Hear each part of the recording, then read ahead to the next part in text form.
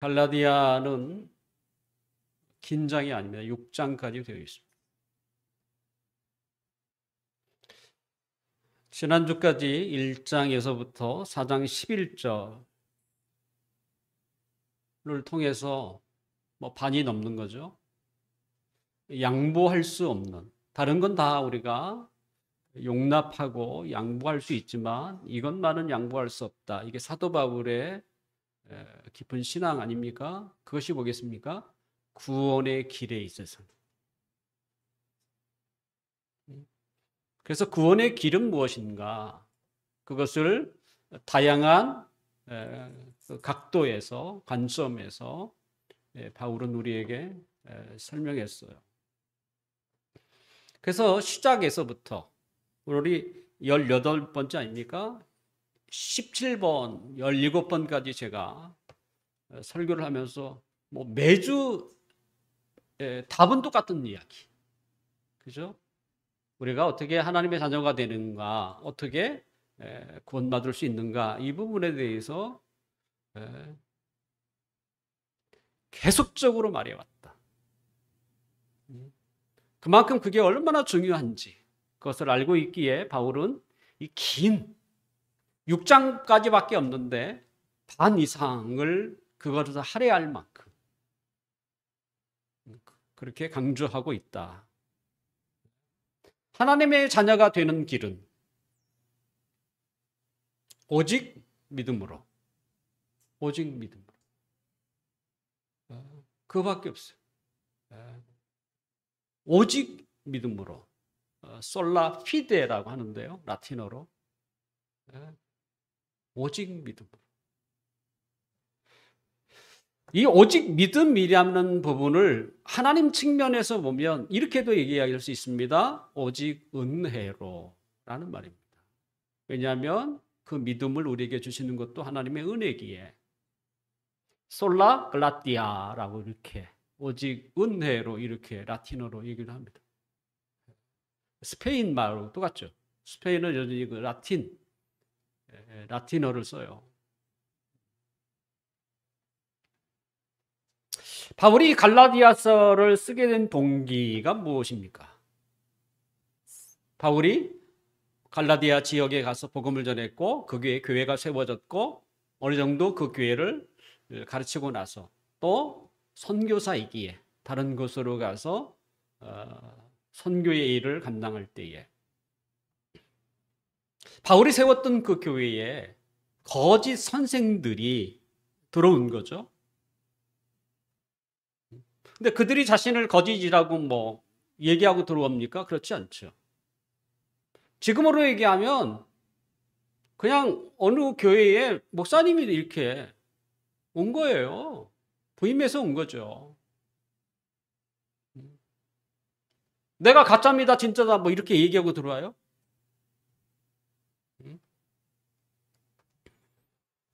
그래서 그들은 바울이 이야기했던 것과 전혀 다른 건 아니고 조금 다른 이야기를 전해주는 거예요.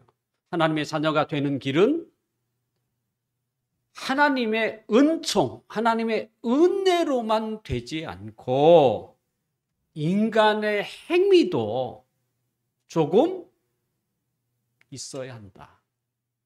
이겁니다. 그 말만 들으면 크게 거부할 내용이 아니죠.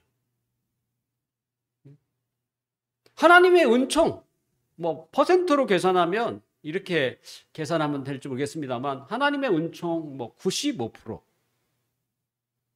그 다음에 인간의 행위. 그래도 우리가 뭐라도 좀 해야지 5%. 네. 그러면 여기에 쉽게 사람들이 충분히 이런 거에 공감을 한다는 거예요. 그러니까 하나님의 은총 5%, 인간의 행위 95% 이런 게 아니고 하나님의 은총 95%, 인간의 행위 5%, 아니면 하나님의 은총 99%, 인간의 행위 1%. 자, 이게 은혜의 종교입니까? 행위의 종교입니까?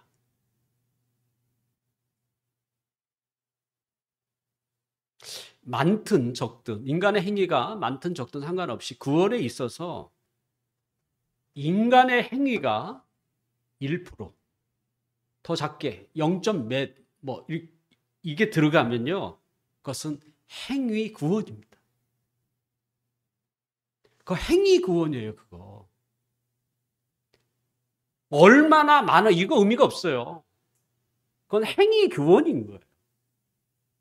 자, 우리가 하나님의 자녀가 되는 거 구원받는 것이 은혜다 그러면 뭐예요? 그건 100%인 거예요. 은혜라는 게 뭡니까? 거저 주는 거예요.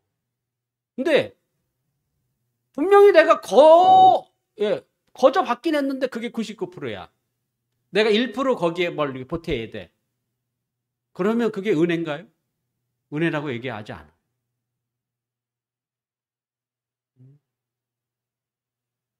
그러니까 우리가 이 말에 굉장히 주의를 해야 하는 거예요.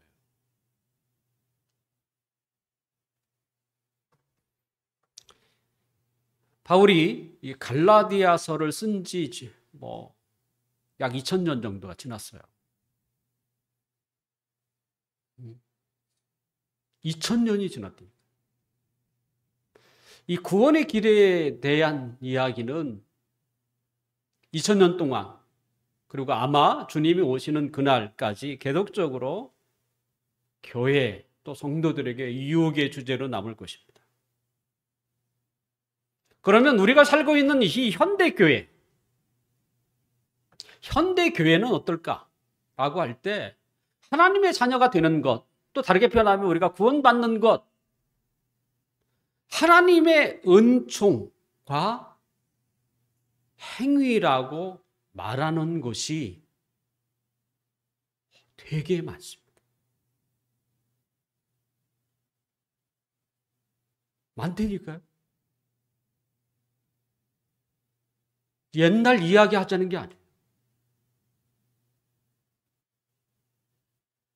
여전히 한국교회에 하나님의 은총 100% 이렇게 말하는 교회만 있는 게 아니라 하나님의 은총과 더불어 행위가 같이 들어가야 한다. 이런 교회가 적지 않습니다.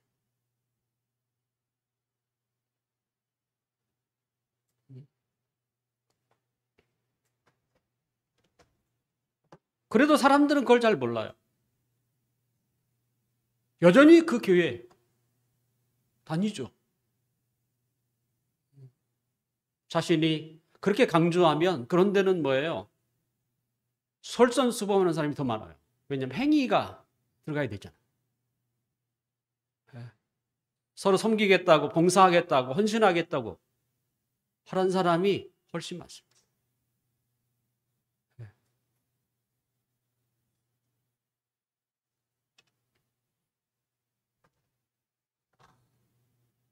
바울이 왜 갈라디아를 썼습니까? 그런 사람들 때문에 쓴 거예요. 그런 교회에게 쓴 거야.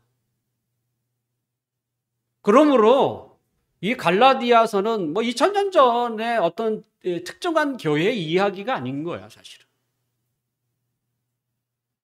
이 갈라디아서를 조금 넓게 풀어놓은 데가 로마서입니다. 그러니까 로마서나 갈라디아서는 사실은 같은 맥락이에요. 그래서 이 갈라디아서를 조금 더 내가 좀 넓게 보겠다 그러면 로마서를 읽으면 돼요. 똑같은 말이 똑같아요. 축약한 것입니다. 그래서 갈라디아서나 로마서는 교회가 그 거짓 유혹에 넘어가지 않기 위해서 계속적으로 살펴봐야 할, 또 접해야 할 본문이라고 말할 수 있습니다. 바울은 갈라디아 1장 1절에서 4장 11절까지 오늘 본문 이전까지 어떻게 보면 교리적으로 설명했어요. 다양한 각도에서 설명을 했습니다만 여전히 교리로 해서, 교리라는 게 뭐겠어요? 좀 이성적으로 이것을 정립한 거죠. 그러면 약간 어떻게 됩니까? 좀 딱딱하다고 느낌을 가질 수 있습니다. 자, 이제부터는 조금 더 부드러운 말로 바울이 접근을 합니다. 그래서 그것을 뭐 감성적, 때로는 목회적, 때로는 실천적 언어로 이렇게 풀어간다고 생각하면 될 것 같아요. 자, 이제 어떻게 풀어갈까 볼까요? 오늘 본문 12절 우리 함께 읽어볼까요? 12절 시작. 한번 읽어봅시다. 시작. 내가 형제들아 내가 너희와 같이 되었은즉 너희도 나와 같이 되기를 구하노라. 너희가 내게 해롭게 하지 아니하였느니라. 형제들아, 이미 그들을 부르는 호칭에서부터 뭔가 좀 친근하지 않습니까? 형제들아 라고 이렇게 시작을 해요. 그러면서 내가 너희와 같이 되었다. 그러므로 너희도 지금 나처럼 됐으면 좋겠다. 지금의 바울이죠.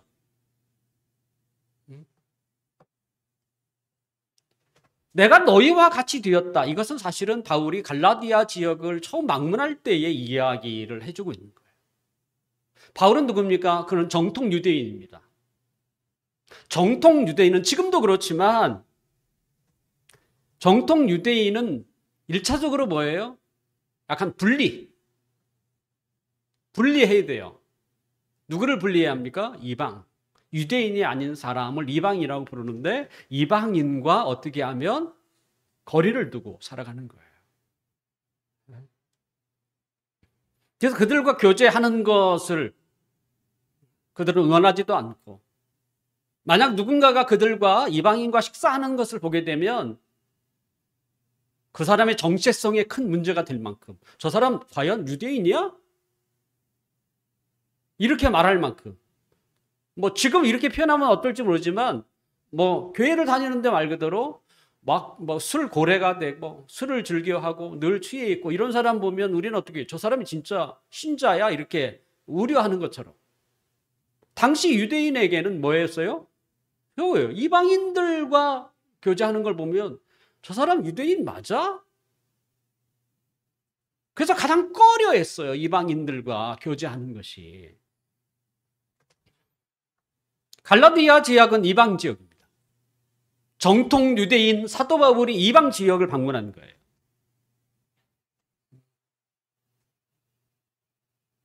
정통 유대인이었던 사도 바울은 이 갈라디아 지역 사람들에게 어떻게 접근했는가라고 할 때, 본래 자기가 가지고 있었던 그 유대인이 가지고 있었던 정통 유대인들의 행실을 그는 버렸어요.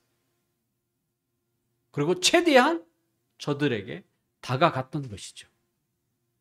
만약에 바울이 자기가 지금까지 오랫동안 고집했던 것, 그런 방식을 포기하지 않았다면 그는 그 갈라디아 지역의 복음을 전하지 못했을 거예요. 아니, 혹시 복음을 전했을지 몰라도 그들이 복음을 받아들이기는 어려웠을 것입니다. 바울이 어떻게 해? 분명 자기는 전통 유대인인데도 불구하고 이방 사람들과 그렇게 스스로 자신을 낮추며 그들의 자리에 들어갈 수 있었는가? 그것은 복음 때문입니다. 복음은 이방인이 따로 없어요. 모든 사람들에게, 빈부귀천을 따지지 않고요. 복음은 모든 사람에게 열려 있어야 하는 게 복음이에요.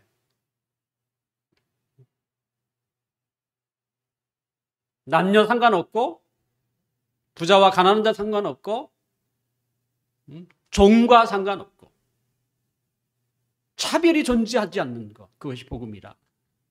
누구보다도 복음의 본질을 잘 알고 있는 바울은 이방 지역, 갈라디아 지역을 방문했을 때 그 복음의 내용을 몸소 자신이 어떻게 해요? 표현한 것이죠. 그러므로 우리는 여기에서 복음을 전하는 사람, 전하고 싶은 사람들이 기억해야 할 게 뭐냐면 이 바울의 모범이에요. 혹 이 복음을 전하는 자들이 스스로 자신은 어떤 특별한 위치에 있다는 이 자존감 때문에 복음을 알지 못하는 사람, 듣지 못한 사람들을 대할 때에 우쭐할 수가 있어요. 저에게도 그런 게 없지 않아 있더라고요.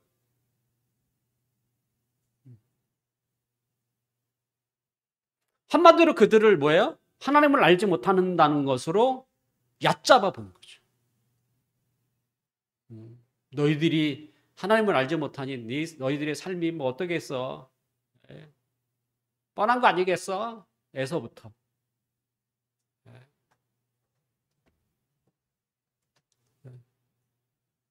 복음은 사실 우리를 복음이라는 것 때문에 교만하게 하지 않는다는 거예요. 그래서 복음을 전하기 위해서는 자신을 낮추는 것이 필요합니다. 우리가 그런 마음을 가지고 교만한 마음을 가지고 복음을 전하게 되면 사람들은 우리의 말에 귀를 기울이지 않을 것이고 더구나 마음도 열지 않을 것입니다. 그래서 복음을 전하는 자는 몸소 복음이 무엇인지를 그들에게 나타날 필요가 있어요.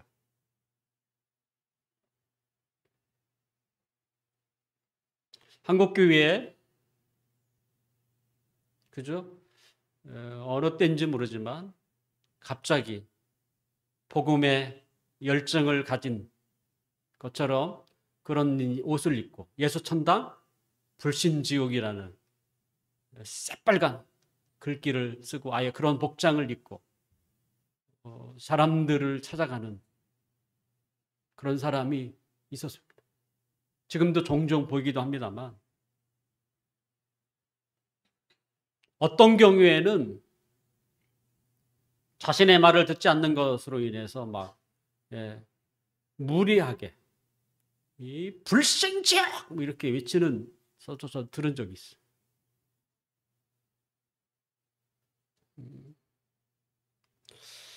저는 그런 부분에 있어서 조금 주의할 필요가 있다. 왜냐하면 우리의 모습에서 복음의 모습이 나타나야 하기 때문에.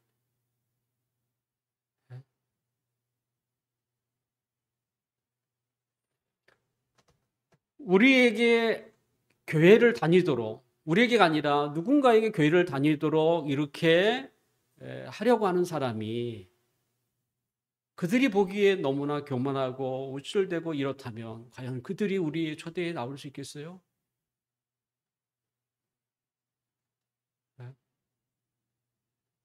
아마 그들은 내가 다른 데는 가도 교회는 절대 안 간다. 막 이렇게 도리어. 결국 뭡니까? 그들의 삶에서 그들이 말하려고 하는 복음의 내용을 다르게 보지 않는다는 거예요. 실제 그건 맞죠. 우리가 믿는 것과 아는 것은 하나이잖아요. 그게 별개입니까? 우리가 아는 것, 우리가 믿는 것과 내가 살아가는 삶이 다른 이야기예요? 그건 아닙니다.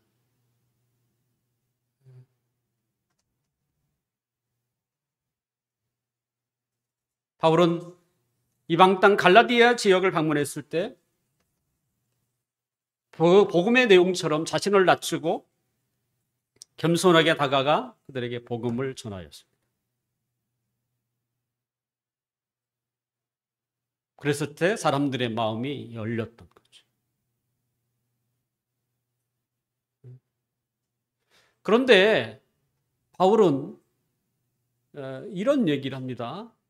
분명 바울은 최대한 낮은 자세를 가지고 그들에게 다가갔는데 당시 바울의 그 외모죠, 외모. 그 외모가 복음을 듣는 사람들에게 있어서 그 시험거리가 되는 게 있었다는 거예요. 이 말은 뭐냐면 바울이 어떤 병에 걸렸나 봐요. 그래서 13절에 보면 육체의 약함으로 표현되어 있어요. 오늘 본문의 13절에 보면 육체의 약함. 그러니까 육체적으로 그것이 이제 표현됐다는 거예요. 그래서 학자들은 바울이 갈라디아의 지역에 들어갈 때에 그를 괴롭혔던 게 뭘까? 그래서 혹시 말라리아, 그죠? 말라리아가 아닌가? 우리 낯선 지방에 가면 풍토병이라는 게 있잖아요. 그래서 우리나라에 초창기에 선교사들이 조선 말기 선교사들이 많이 와서 대부분 선진국에 있는 사람들이 오잖아요. 그죠? 그 우리나라 못 사는 우리나라 오니 물도 안 좋고 난장판이죠. 그러니까 막 각종 질병이 많고 그래서 그 질병에 그 선교사 자녀들이 많이 죽습니다.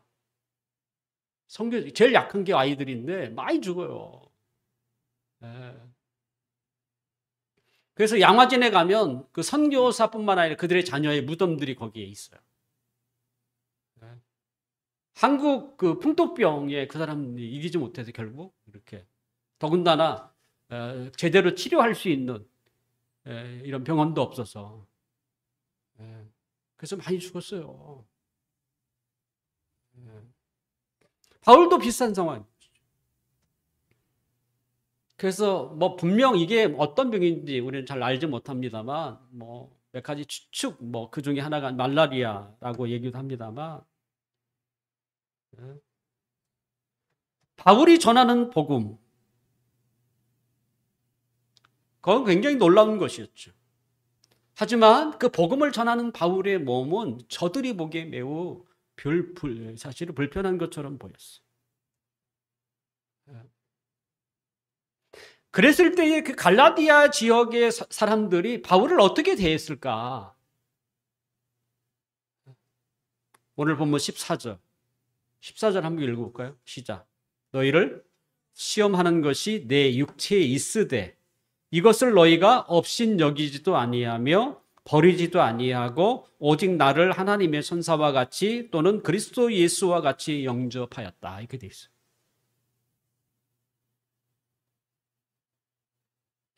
바울의 그 외모에서 보이는 그걸 보고 갈라디아 지역의 사람들이 업신여기지도 때로는 저리 가! 이렇게 버리지도 않았다는 거예요. 도리어 하늘에 온 천사처럼 꼭 예수 그리스도를 이렇게 영접하는 것처럼 결국 갈라디아의 지역의 성도들은 사람들은 바울의 이런 겉모습보다는 그가 전하는 복음을 더 중요하게 여겼어요. 그리고 그 복음을 받아들였습니다.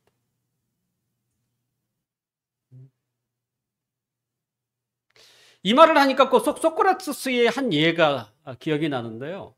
소크라테스 당시에 일명 철학자들의 아버지 아닙니까? 그런데 소크라테스는 늘 이게 누더기 같은 그 옷을 입고 다녔대요. 그러니까 그를 따르는 제자들이 늘 좀 이렇게 바꿔 입었으면 늘 이런 마음이 있었나 봐요.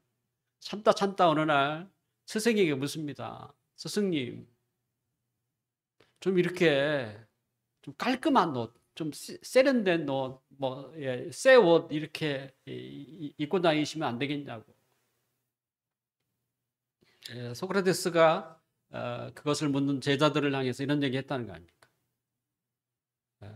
너희가 내 그 누더기 같은 보이는 그 겉옷을 보지 말고 겉옷 속에서 나오는 지혜와 진리를 더 중요하게 여기라. 아마 갈라디아 지역의 사람들이 이런 마음이었던 것 같아요. 바울의 그 겉모습은 더군다나 바울에 대한 여러 그죠? 자료들을 보면 바울이 좀 이렇게 못생겼대요. 네. 좀 못생겼다고 합니다. 키도 작고.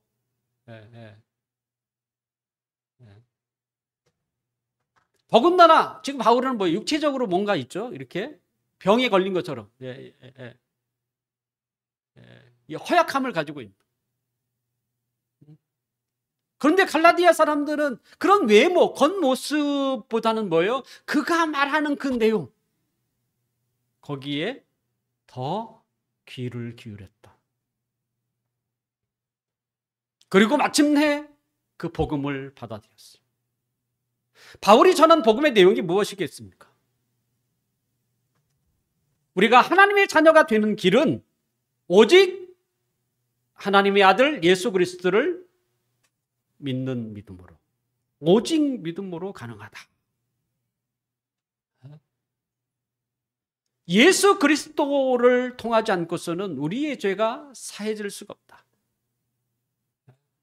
결국 죄의 문제잖아요.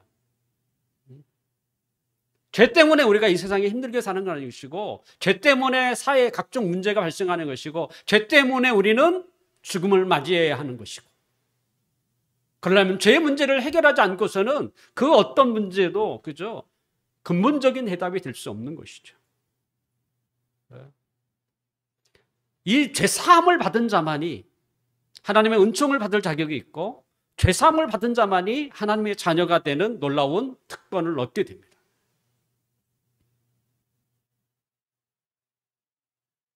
하나님의 아들 예수 그리스도가 이 땅에 오셔서 십자가에 죽으신 것은 죄인들의 죄를 사해 주기 위한 전제 조건이에요. 다 하나님이 마련해 놓으신 거죠. 그럼 죄사함을 어떻게 받겠습니까? 오직 예수 그리스도를 믿음으로, 그분이 나의 죄를 위하여 십자가에 죽으셨다는 것을 믿고, 그분이 죽음에서 살아나심으로 이제 내 인생의 주인이 되었다는 것을 믿는 거죠.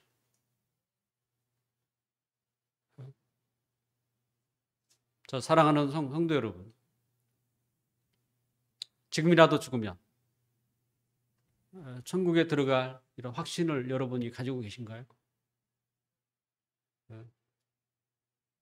저도 1년에 많이는 아니어도 종종 그런 생각을 해요. 죽음이 내 앞에 다가온다면 나는 어떻게 죽음을 맞이할 것인지. 저보다 나이를 훨씬 많이 드신 분들은 훨씬 더 많이 생각하겠죠. 이건 굉장히 중요한 문제 아닙니까? 죽음이 내 앞에 다가온다면 나는 어떻게 죽음을 맞이할 것인가? 어떤 사람은 그런 질문을 던진다면, 제가 죄가 많아서 천국에 들어갈 수 있겠어요? 잘 모르겠어요. 아마 그렇게 말하는 분도 계실 것입니다. 어쩌면 바울은 그렇게 말하는 자들을 위해서 지금 이 얘기를 하고 있는 거예요. 그 죄의 문제를 해결해야 하는데 그것이 바로 그죠? 예수 그리스도를 믿음으로, 행위가 아니라 내가 죄를 많이 지었는가, 내가 선한 일을 얼마나 많이 했는가, 이게 아니고 예수 그리스도, 하나님의 아들 예수 그리스도를 내가 믿느냐, 믿음으로 받는다는 것이죠. 여러분에게 이 믿음이 있었으면 좋겠어요. 최소한 이 믿음이 있으면 죽음을 그렇게 두렵지 않게 저는 받는다라고 저는 확신합니다. 제가 그랬잖아요. 저도 1년에 몇 번 그런 생각을 할 때마다 늘 똑같아요. 죽음을 두렵지 않습니다. 죽으면 뭐라고?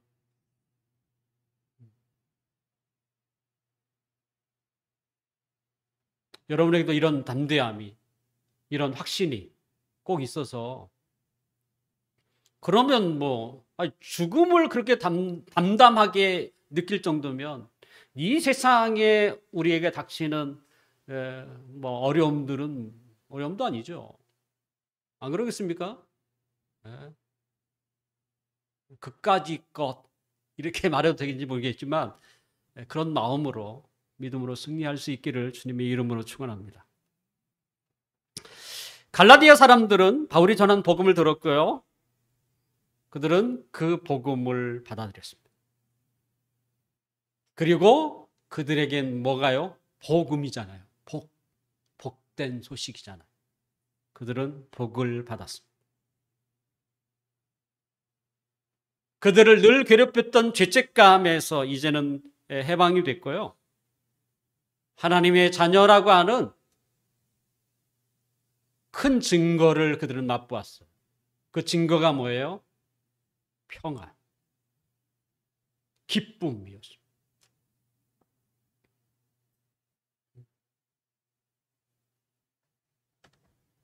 그리고 더 나아가 내가 어떻게 살 것인가 라고 하는. 결국 하나님의 자녀는 두 가지의 모습이 있다고 봐요. 하나는 내적인 평안과 기쁨이죠. 또 하나는 뭡니까? 우리의 삶이에요. 내가 어떻게 살아가는가. 우리에게는 이제 하나님의 자녀이기에 어떻게 섬길 것인가, 어떻게 다른 사람을 세울 것인가. 여기에 인간의 진정한 의미가 있어요. 자기 혼자 누리는 데만 그것은요, 의미가 반쪽짜리예요. 비로소 내가 누군가를 위해서 희생하고 섬기고 봉사할 때에 우리에게 이게 사는 것이구나, 이걸 느끼게 돼요. 그러니까 의미를 발견하는 거예요. 그래서 두 가지가 함께 같이 가야 되는 거예요, 사실은. 그래서 새생명 초청예배는 우리에게 굉장히 중요한 목표의식을 준 거예요. 내가 다른 사람을 위하여 기도하고, 기도도 섬기는 거예요. 그리고 구체적으로 그를 위하여 헌신하는 거예요. 그래서 그것이 하나의 열매로 맺어질 때에 우리는 흐뭇한 거예요.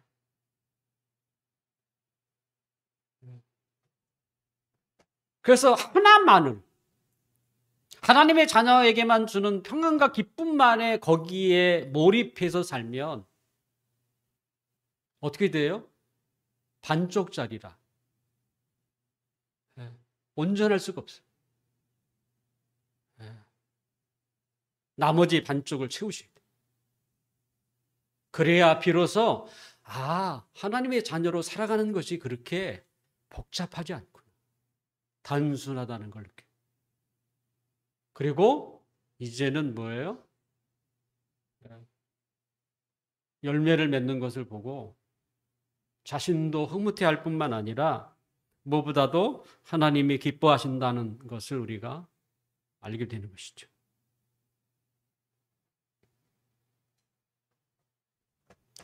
갈라디아의 성도들은, 갈라디아 사람들은 바울의 겉모습이 아니고 그가 전한 말을 들었고 믿었습니다. 그랬을 때 그들에게 평안과 기쁨뿐만 아니라 다른 사람을 섬길 수 있는 인생의 목적을 발견한 거예요.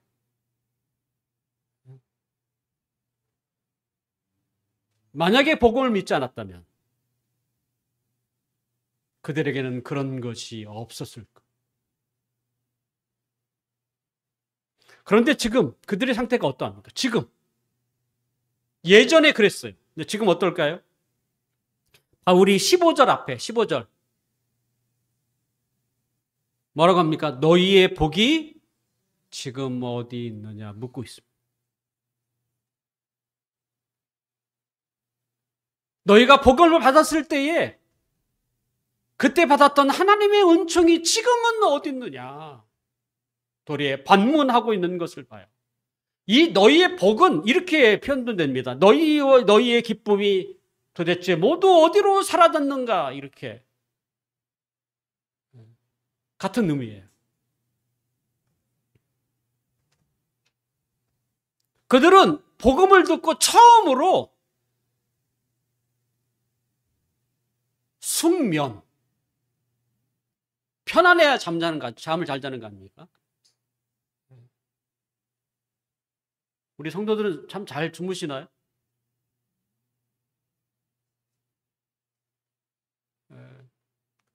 장담하건대 아마 제가 제일 잘 살 거예요.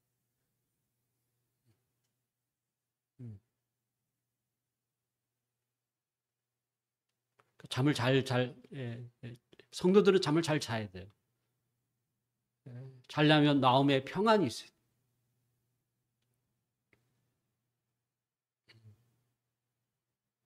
마음의 평안은 세상 그 누구도 주지 않습니다. 오직 하나님이 주셔야만 돼요. 아마 여러분 중에도 더워서 깨지 다른 것 때문에 잠 못 이루는 사람이 없으리라 생각이 됩니다. 정말 하나님을 잘 믿는 것처럼 잠을 잘 자는 것도 없습니다. 그래서 하물며 성경은 뭐라고 합니까? 하나님이 사랑하는 자에게 잠을 주신다는 말까지 해요. 인간은 그런 거예요.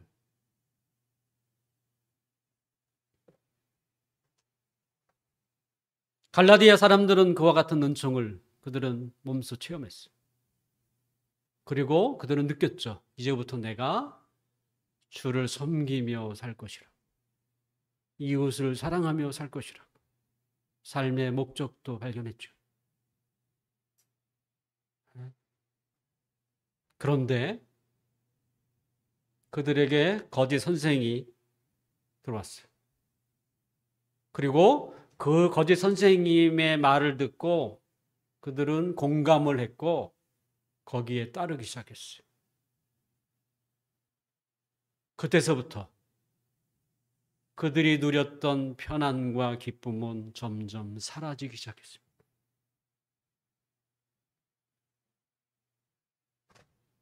그들에게 남겨진 것은 뭡니까? 제대로 살지 못했다는 죄책감과 구원에 대한 불안감이었어요. 왜냐하면 행위를 해야 되잖아요. 행위가 들어가야 되잖아요. 그러니 얼마나 불안하겠어요. 과연 나는 구원받을 수 있을까? 그러니 이제는 숙면이 안 되는 거예요. 이것이 뭡니까? 거짓 선생들이 바라는 것입니다. 사람들로 하여금 죄책감과 불안감을 통해서 그들을 어떻게 하려고? 관리하고 통제하려고 하는 거예요. 은혜는 관리하거나 통제하지 않습니다.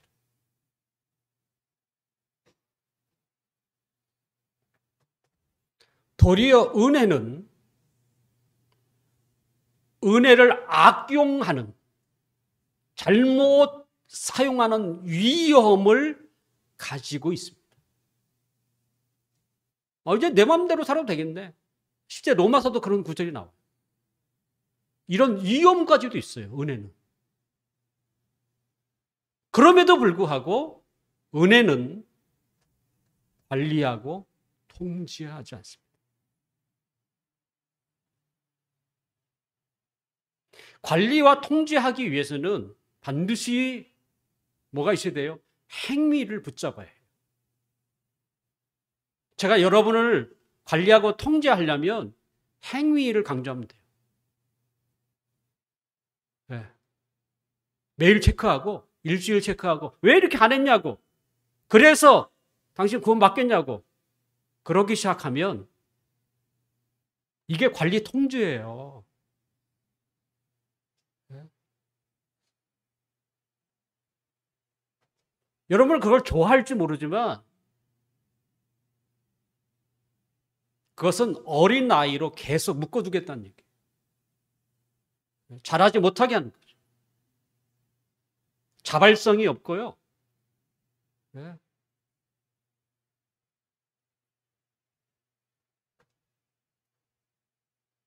결코 은혜는 관리 통제하지 않습니다.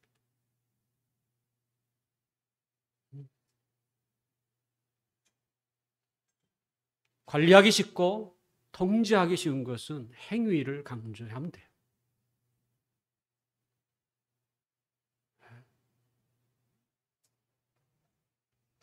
오늘 본문 17절. 거짓 선생들의 그 의중을 바울이 알고 있어요. 한번 읽어볼까요?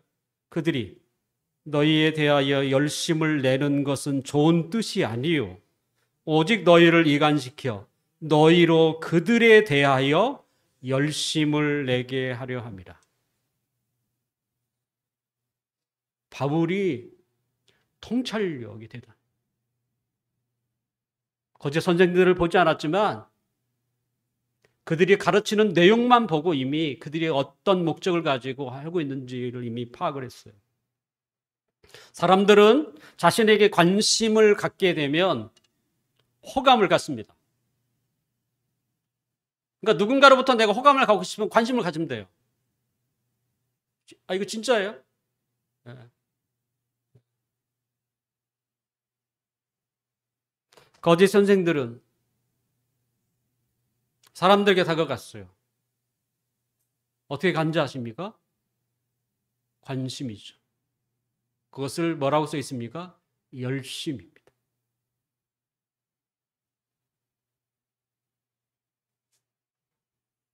열심히 그들에게 열심을 낸 거예요. 아, 그러면 사람들은 저분이 우리에게 관심을 가지고 있구나. 사람들이 쉽게 착각하는 것 중에 하나가 이 열심이라는 모습입니다. 열심이 관심이고 열심이 있으면 모든 게 용납이 돼요. 부족해도 용납이 돼요. 열심이 있습니다. 그러니까 이분이 뭐라도 열심히 뭐라도 하면 다 용납이 돼. 교회에서 이런 사람을 쫓아내질 않습니다. 열심만 있습니다. 설교를 못해도 상관없어요. 열심히만 합니다.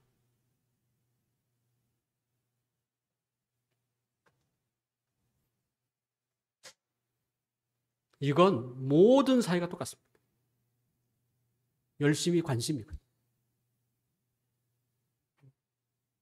사도 바울이 예수님을 만나기 전에 그런 교회를 열심히 핍박했습니다. 열심히 핍박을 했어요. 그의 별명이 뭡니까? 특심이에요. 특심. 열심을 넘어. 하지만 열심이 나쁜 건 아닐지라도 하지만 열심히 방향을 잘못 잡으면 얼마나 빗나가게 되는지를 로마서 10장 2절과 3절에 바울이 이야기를 해요.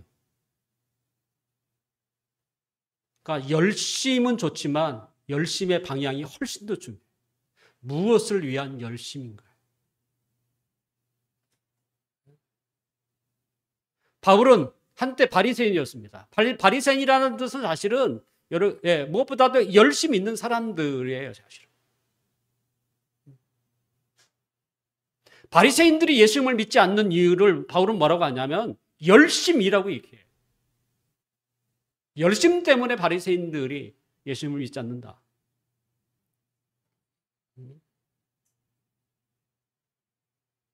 거짓 선생들은 사람들이 어떤 것에 마음을 여는지 알고 있었어요. 그것은 열심이었습니다.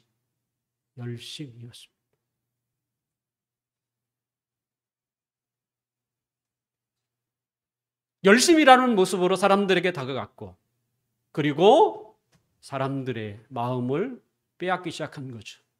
그걸 이간질입니다. 이간질은 처음에는 사람들이 받아들이지 않습니다. 뭐 어느 날 누가 저 사람에 대해서 저 사람은 그런 사람이래. 그런 말 듣고 우리가 그래 이렇게 좋아하는 사람 없어요. 그런 사람이라는 말을 듣고 우리는 설마 그러지만 마음에 담아둬요. 그리고 그 사람이 자기가 남아두었던 그 말과 조금 비슷한 행동을 하면 그래서 그렇구나. 이렇게 되는 거예요. 거짓 선생들이 그렇게 한 거예요. 하나님의 자녀가 되는 거, 구원받는 거, 하나님의 은총, 하나님의 은총으로 돼. 그런데 우리가 그래도 조금은 더 행동해야지. 그렇게 많이 안 해도 돼. 조금만 여러분 보태면 돼. 제일 처음에 이 말을 하는 순간 갈라디아 성들이 와 좋다 이렇게 했을까요? 제일 처음부터 반기지 않아요. 하지만 그러니까 행동도 필요한 것 같아. 점점 느끼는 거죠. 넘어가는 거예요. 바울과 그죠? 바울의 그 가르침을 어떻게 조금 변경시키는.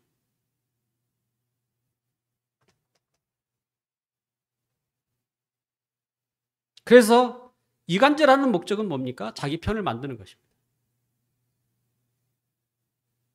자기 편을 만든다는 건 뭐냐면, 그죠? 관리하기가 쉽지 않아요.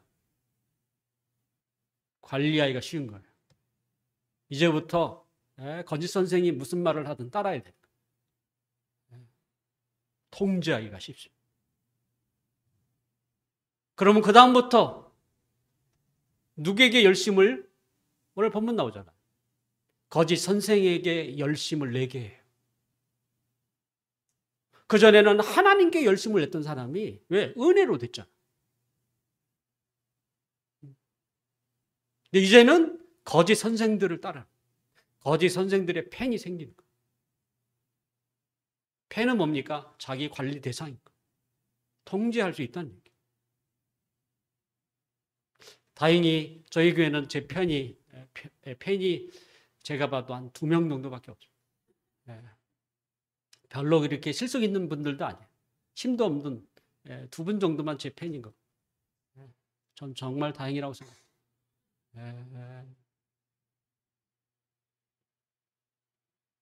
왜 그렇게 제가 관리하고 통제 안 하기 때문에. 팬 관리를 못 하는 거죠.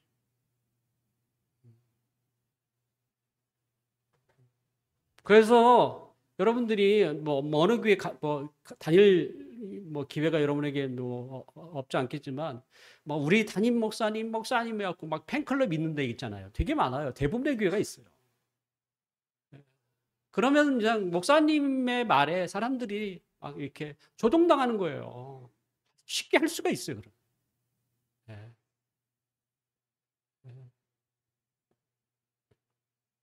지금 누구 얘기하는 겁니까? 거짓 선생님 얘기하는 거예요.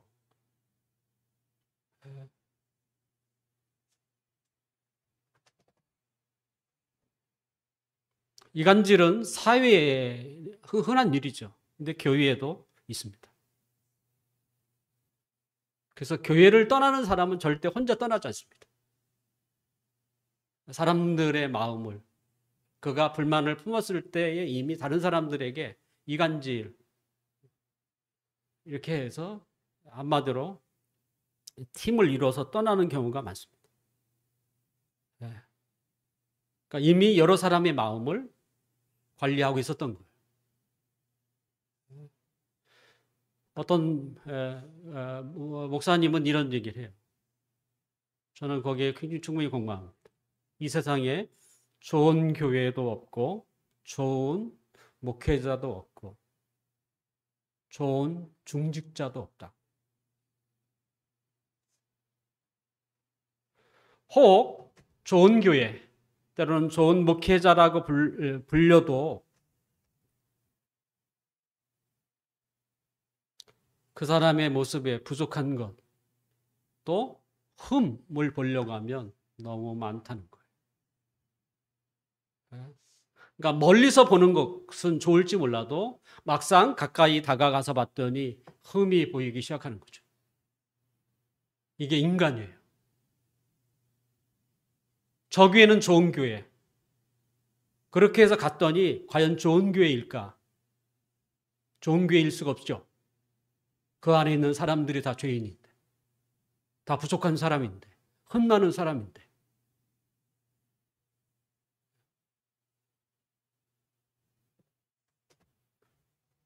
그런 겁니다.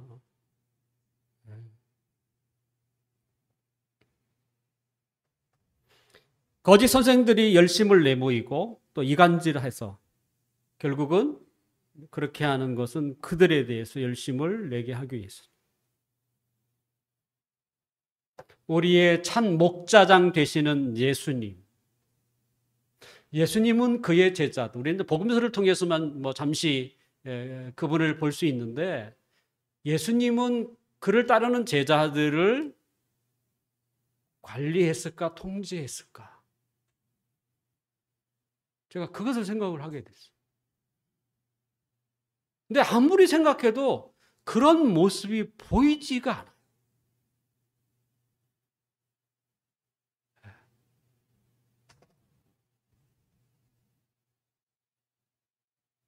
복음서, 사복음서를 다 통틀어서 우리가 봐도 예수님이 제자들을 관리하고 통제한 그 예를 찾는 게 쉽지 않습니다.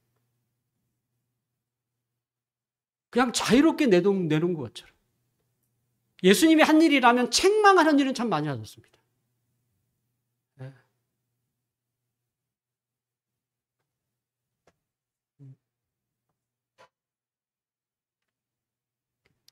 행위는 신속하게 나타납니다.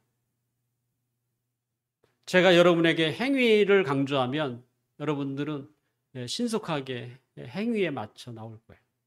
하지만 은혜는요, 얼마나 더딘지 잘 안 보여요.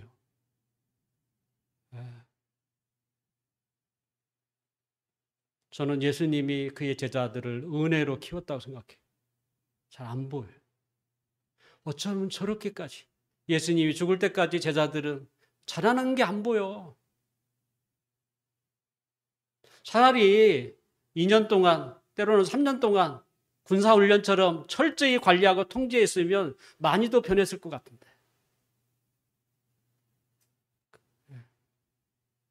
변하는 게 안 보여. 결국 예수님을 다 떠나잖아요.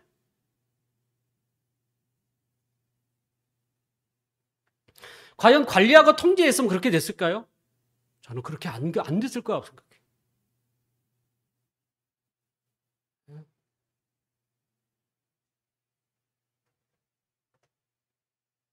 우리 교회가 지난주서부터 묵상이나 성경 읽기를 지금 체크하고 있습니다.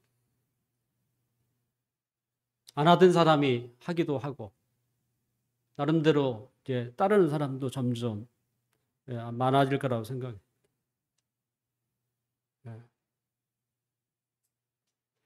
저 이런 잠시나마 이렇게 관리하고 통제하는 걸 통해서 제발 좀 습관이 됐으면 좋겠어요.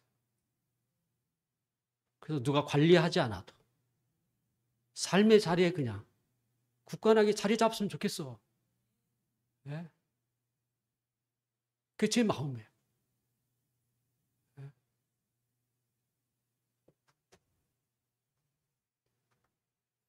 바울은 갈라디아 성도들을 복음으로 나왔습니다. 그리고 그들을 가르쳤습니다. 그 가르치는 일에 그의 흘린 땀과 기도와 눈물은 아마 적지 않았을 것이라고 생각합니다. 바울은 그것을 해산의 수고라고 표현을 했어요.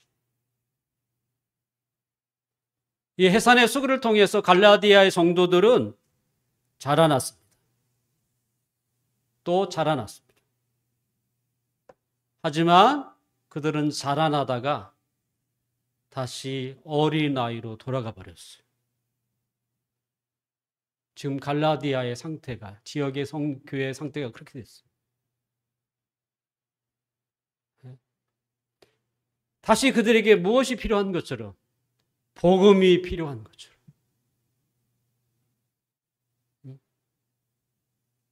다시 그 어린 나이시로 돌아가. 관리받기를 원하고 통제받기를 원하는.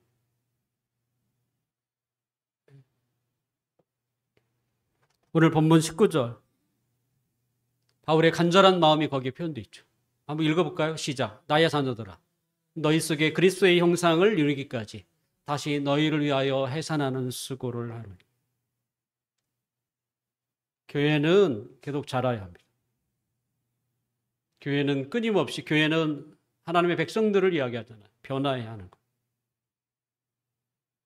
예수 그리스도의 모습을 닮아가는 것이 교회의 모습입니다. 예수님이 어떻게 사셨는데요?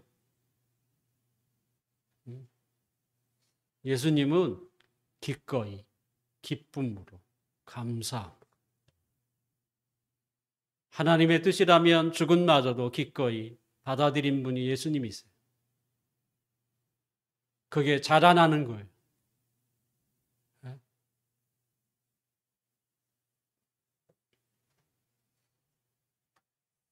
사람이 꾸준히 자라가지 않으면 어떻게 되겠습니까?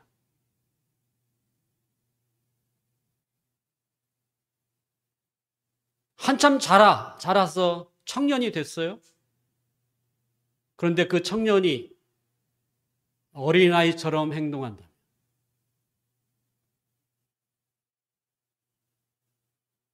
어떻게 하겠어요? 다 큰 청년이 투정 부리고 있고,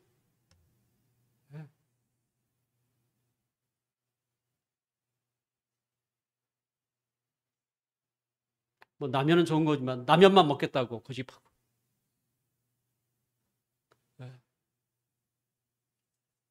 여전히 뭐요? 편식, 어린아이 때 하던 모습을 그대로 돌아간다. 결국 못된 버릇만 남는 거죠. 이간질하여 편가르기를 하거나 남을 탓하며 책임을 회피하거나 불만을 표출하여 자신의 존재를 드러내거나 앞을 향하여 나아가지 않고 자꾸 뒤로 가려고 하는, 이게 나쁜 버릇입니다. 자라지 않는 사람에게 나타나는 현상이에요.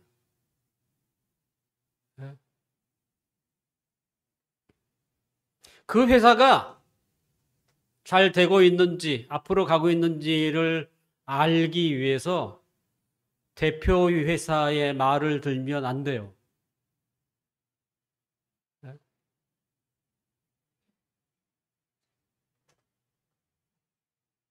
정부나 환경이나 계절이나 무엇이든지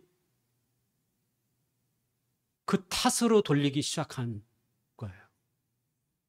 그러면 이 회사는 기울어지는 거네. 이렇게 안다고 하더라고요. 전문가가 하는 말이에요.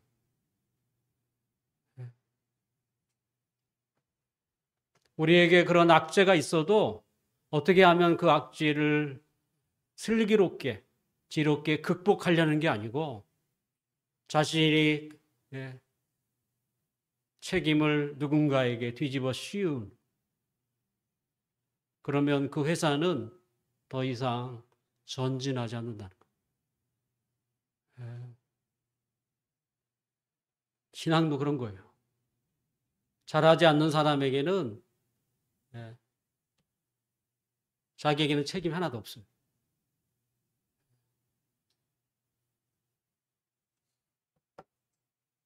우리에게는 하나님의 말씀이 있고 그것이 제대로 전파되고 가르쳐져 있다면 그건 좋은 것입니다. 정말 귀한 것입니다. 그 말씀 속에서 우리가 잘할 수가 있어요. 말씀이 없으면 어떻게 잘하겠어요? 최소한 그 정도 조건이면 그 말씀 안에서 우리가 잘할 수는 있어요. 그게 중요한 거 아니에요. 자라가는 게 중요하지.